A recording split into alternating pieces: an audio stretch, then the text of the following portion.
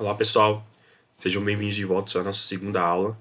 Nessa segunda aula nós iremos tratar de aplicações, impactos e desafios das TIC na educação.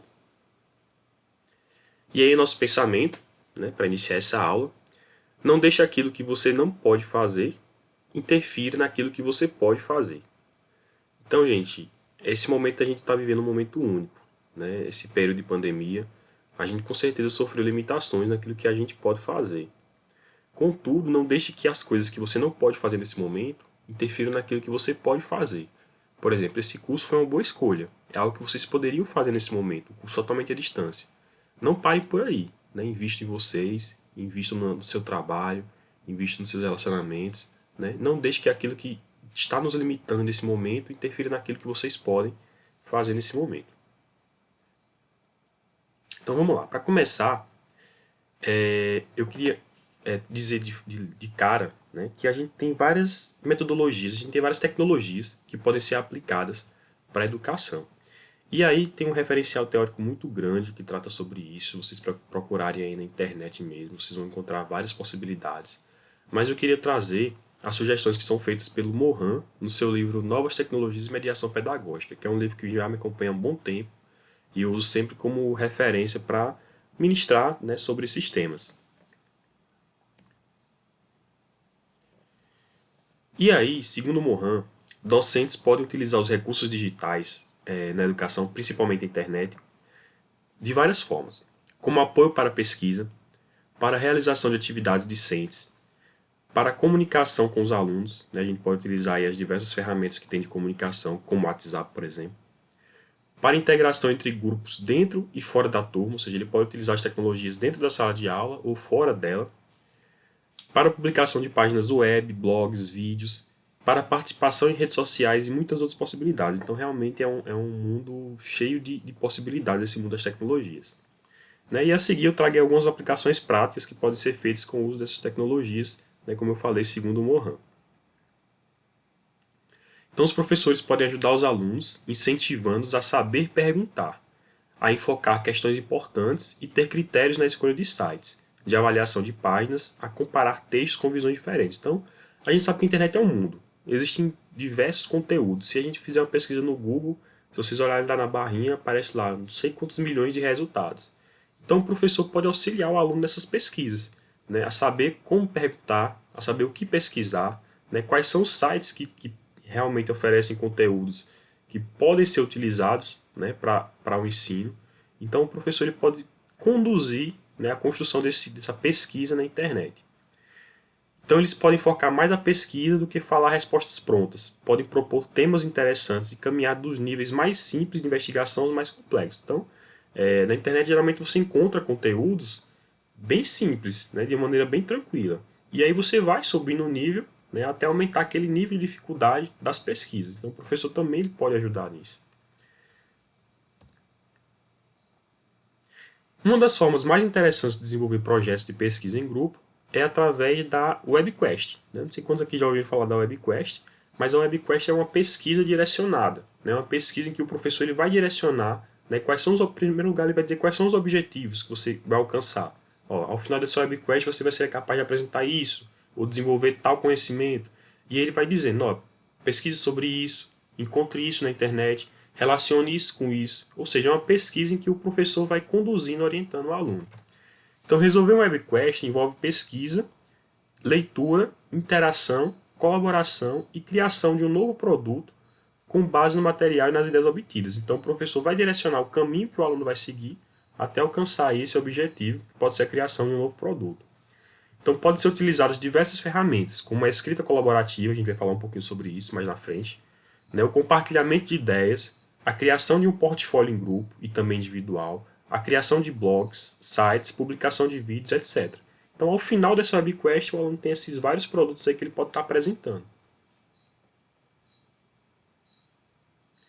Mapas e esquemas conceituais. Acredito que vocês já ouviram falar sobre mapas conceituais. Tem sido muito difundido ultimamente o uso de mapas conceituais ou web maps nas diversas etapas do processo educacional. Então, o que é que eles são? São diagramas que mostram relações entre conceitos trabalhados em uma disciplina ou tema de pesquisa e contribuem para organizar os conceitos. né? Geralmente a gente faz aquelas caixinhas, aqueles círculos, e aí vai dizendo, isso é isso, que pode ser aquilo outro. Então existem diversas ferramentas que vocês podem utilizar através do computador para criar mapas conceituais, né? Eu estou dando como sugestão aqui duas que eu testei e são bem bacanas. O Canva eu uso bastante, né? Esse CMap Cloud conheci há pouco, mas é bem interessante também. Das gratuitas, eu acredito que seja melhor, né? E você, quando entra para as pagas, você tem um universo de possibilidades. Mas eu sempre gosto de trazer opções gratuitas que vocês podem fazer sem nenhum custo, né? E lembrando que a gente vai ter uma aula prática. E nessa aula prática eu quero trazer algumas ferramentas. Eu vou fazer um questionário com vocês para saber quais são as ferramentas que vocês têm interesse. Já que o nosso tempo é curto, não vou ter possibilidade de trazer todas. Mas aí eu estou mostrando algumas desde logo. E aí vocês fazem a escolha daquelas que vocês consideram as mais interessantes, tá? E aí está um exemplo, né, perdão, tem um exemplo de mapa conceitual. Esse mapa eu fiz para essa disciplina, então vejam que eu defini aí o termo tecnologia que a gente trabalhou na aula anterior. Então, né, pegando aí aqueles conceitos que a gente trabalhou, a tecnologia, ela é um termo polissêmico, ela é um termo multifacetado, ela corresponde a processos, técnicas, instrumentos e meios, e ela é considerada algo novo e algo que atende a uma necessidade. Então vejam que eu resumi, através de um mapa conceitual, todo aquele conceito que a gente trabalhou na aula passada, e vejam que ficou bem fácil. Né? O aluno ele não vai precisar rever todos os slides, né? Vocês não vão precisar rever todos os slides para pegar aquele conceito de tecnologia. Está aqui no mapa conceitual bem resumido. E aí, os mapas mentais, né, um termo um pouco parecido com o mapa conceitual, mas você vai ver que tem uma pequena diferença. Então, nos mapas mentais, há sempre uma ideia central, raiz, e a partir do qual se puxam as ideias conectadas, os galhos. Então, o mapa mental, se vocês vão perceber que a primeira diferença para o mapa conceitual é que no mapa mental ele tem uma estrutura de árvore. Né? Vejam que ele fala raiz e galhos. Então, em cada nó ou caixa do mapa, há apenas uma palavra ou uma frase pequena. Então, ele difere do mapa conceitual também nesse aspecto. Ele é um pouco mais sucinto do que o mapa conceitual. Então, a organização é feita de forma a encadear o pensamento e vale tudo, né? Trabalhar com cores, inserir imagens, etc. E aí eu dou como sugestões do Canva também. Vocês vão ver que o Canva, na verdade, é uma ferramenta de design, né? Se vocês forem pesquisar na internet, aqui está linkado, tá, gente? Se vocês clicarem, ele já abre no Canva. Então, vocês vão ver que é uma ferramenta de design, então pode ser utilizado tanto para mapas conceituais como mapas mentais. E o GoConquer, que é uma ferramenta bem bacana, gratuita também, que vocês podem utilizar para fazer mapas mentais.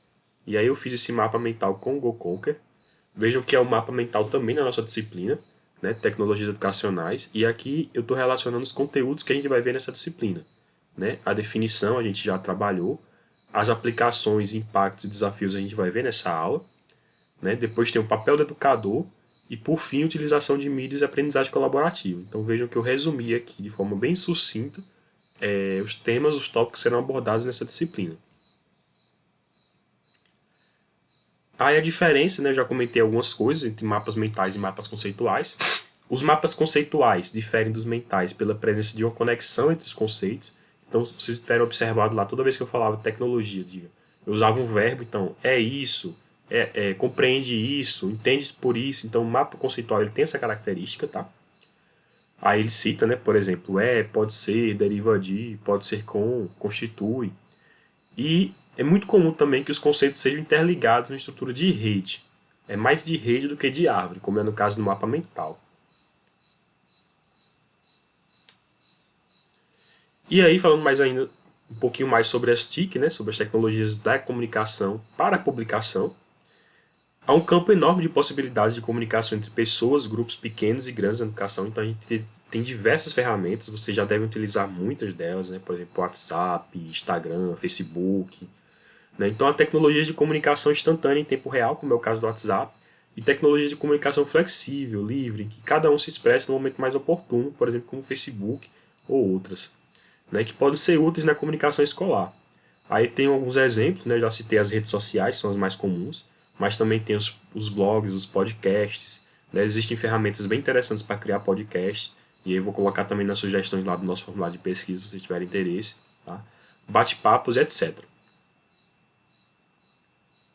Utilizando vídeos, eu acredito que o vídeo, é uma opinião minha, tá, gente? Eu acredito que o vídeo é uma das maiores tecnologias do momento para utilização em educação. Né? Vocês estão assistindo esse vídeo, é uma videoaula gravada, né?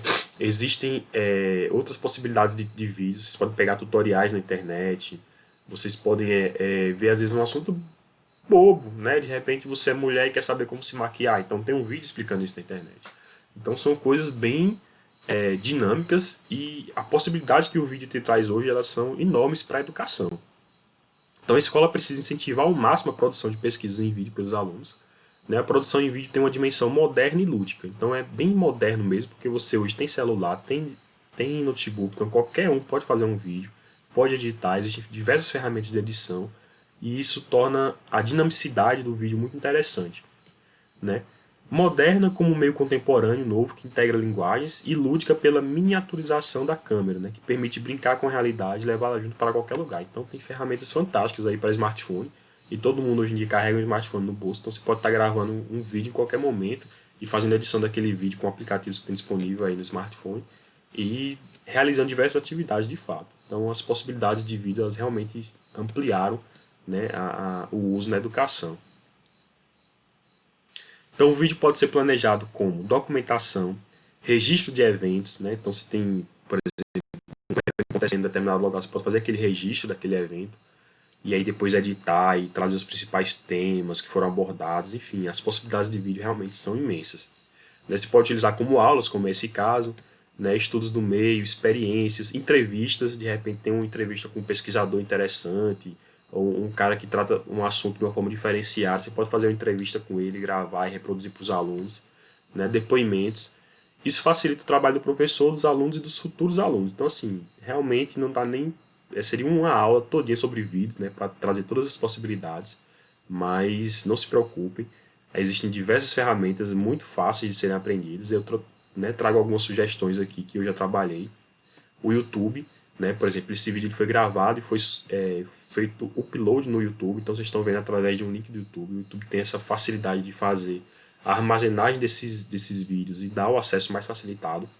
Né? O TikTok, que é uma novidade aí bem bacana, né? Acredito que vocês já ouviram falar, está disponível para smartphone, então você faz a instalação gratuita no seu smartphone e aí você pode fazer edições de vídeo bem bacanas, né? Ele utiliza os recursos. Na verdade, o pessoal utiliza muito para comédia, né? É muita coisa. Ele joga uns filtros, joga uns áudios interessantes, aí transforma essa aplicação, né? E o Animaker, eu sei quantos aqui já viram aqueles vídeos em que aparece uma mãozinha que faz uns desenhos, ou então alguns bonequinhos animados. Então o Animaker ele tem essa função. Existem diversas outras aplicações que têm a mesma funcionalidade do Animaker, só que ele é totalmente gratuito. Né? Então por isso que eu dou como referência para vocês. Existem outras, tá, gente? Existem muitas possibilidades para vídeo. Aqui eu não estou tratando de todas, só das que eu já utilizo, né? Tenho como hábito utilizar e podem ser utilizadas, né, para educação. É claro que, por exemplo, uma câmera ela vai precisar de um aplicativo para fazer a gravação, mas a maioria dos smartphones, por exemplo, já traz, né, um embutido. Quando você compra, já vem com uma ferramenta para gravação. Então, a ferramenta básica de gravação de qualquer smartphone ela já pode ser utilizada, né, que são ferramentas mais para apoio, para edição, para utilização. Educação à distância. Educação à distância é um mundo, né? Na verdade, eu trabalho já com educação à distância há alguns anos, né? Minha área de atuação mesmo na instituição tem sido educação à distância. Inclusive, eu fui professor de ambientação e educação à distância, não nessa disciplina, nem, não nesse curso, mas em outros, né? Do Pronatec. Então, acredito que vocês já devem ter ouvido falar sobre educação à distância, nessa disciplina que vocês tiveram. Então, aqui eu não vou me ater muito, né, ao detalhe da educação à distância, porque realmente seria um mundo, a gente teriam muito mais tempo do que a gente tem nessa disciplina para tratar sobre a educação à distância. Mas, com certeza, a educação tem muito a ganhar com as tecnologias e para o uso da educação à distância. Né? Tem sido exponencial o crescimento da educação à distância no mundo.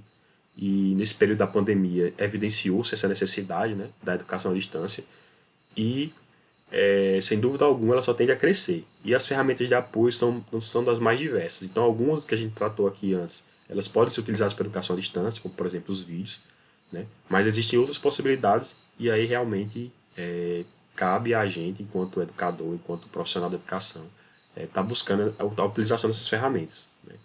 Então, a educação à distância, antes vista como uma modalidade secundária, né, como uma modalidade de apoio, ela destaca-se hoje como um caminho estratégico para realizar mudanças profundas na educação. Então, já há uma pesquisa que aponta que em 2022 o número de matrículas em cursos superiores na educação à distância vai superar o número de matrículas na educação presencial. Então, vejam que grande salto a educação à distância tem dado. Né? Então, diversos recursos tecnológicos podem ser empregados nessa modalidade, tais como os ambientes virtuais de aprendizagem, né? E aí seria realmente uma aula tratar disso, né? Mas vocês já tiveram alguma experiência aí, por exemplo, no Google Classroom, né? Que funciona como esse ambiente virtual de aprendizagem. E aí lá você tem os chats, tem os fóruns, as videoaulas, né? Você pode fazer videoconferência, como a gente vai ter agora, né? Que está agendado aí para vocês. Podcasts, né? Que são gravação de áudios. Então, vou trazer essa possibilidade também, se vocês quiserem trabalhar um pouquinho sobre podcast na nossa aula ao vivo, né? Posso estar trazendo bibliotecas online, apostilas online, então testes e quizzes online. Então, quizzes também é uma possibilidade que a gente pode estar aplicando. Se vocês quiserem também, eu trago essa experiência para vocês na aula online. Então, existem diversas possibilidades quando a gente trata de educação à distância. Acredito que a principal delas é o ambiente virtual de aprendizagem, e aí a partir daí saem as ramificações, né, que são todas essas outras ferramentas, todas essas outras possibilidades. E aí, já que a gente tratou, né, até então das principais tecnologias, tá? Como eu falei, é um mundo, não tem como trazer todas, mas eu acredito que eu apontei aí as principais, pelo menos os principais caminhos, né? Aí vamos falar um pouquinho sobre os impactos das TIC na educação. Então, o primeiro impacto, né, encorajar o contato entre estudantes e universidades, né? Então, vejam que as tecnologias elas têm essa possibilidade quando você cria uma página web, quando você encaminha uma notificação por e-mail, ou quando você faz a publicação, né, de algum conteúdo, seja em redes sociais, ou seja no próprio ambiente virtual de aprendizagem, você faz esse estreitamento dos laços, né, entre os estudantes e universidades. Então você tem que ter não só professores engajados no uso da tecnologia, mas como também profissionais, né, que atuam na educação, envolvidos no uso dessas tecnologias, seja para alimentar uma página web, né, seja para enviar comunicações para os alunos. Então elas têm esse impacto positivo na educação.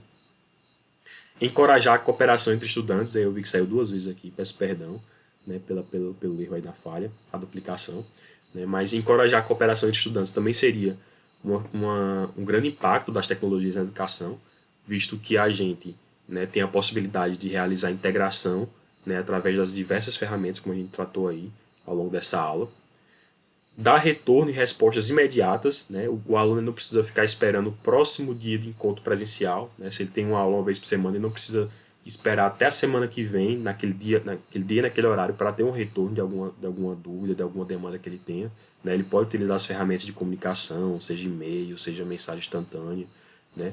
Para fazer esse contato com a instituição ou com o professor. Enfatizar tempo para as tarefas, então isso é importantíssimo. Vocês, ao longo desse curso, devem ter observado isso, né? Que vocês sempre tinham prazos, sempre tinham um calendário, sempre tinham um cronograma de aulas.